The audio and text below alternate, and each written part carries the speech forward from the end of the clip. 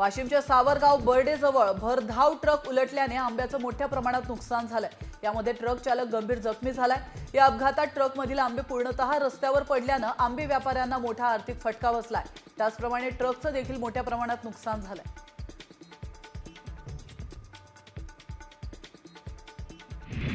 अकोल्यातल्या चांदणी गावामध्ये आंबेडकरांच्या जयंतीनिमित्त अज्ञातांकडून प्रतिमेची विटंबना करण्यात आली होती। घटनेनंतर गावामध्ये काही काळ तणावाचं वातावरण होतं।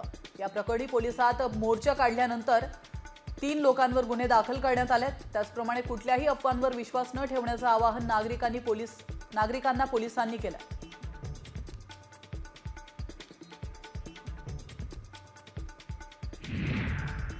नागपूर हिंसाचार प्रकरणातील आरोपी फहीम खान आणि हमीद इंजिनियर या दोघांची जामीन अर्जावरील सुनावणी 1 एप्रिल रोजी होणार आहे। हमीद इंजिनियरने नागपूर जिल्हा सत्र न्यायालयामध्ये जामिनासाठी अर्ज केलाय।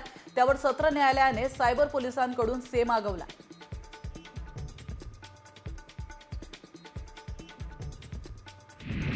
नागपूर महानगरपालिकेला 150 नव्या ई-बस प्राप्त होणार आहेत। पंतप्रधान ई-बस सेवा योजनेअंतर्गत या बस मिळणार आहेत। यावेळी 75 बसेस कोराडी डेपो आणि उर्वरित 75 बसेस खापरी डेपोतून संचलित करण्यात येणार आहेत। यासाठी महानगरपालिका आयुक्तांनी डेपोच्या मीटर रूम, ट्रान्सफर रूम आणि चार्जिंग स्टेशनची पाहणी केली आहे।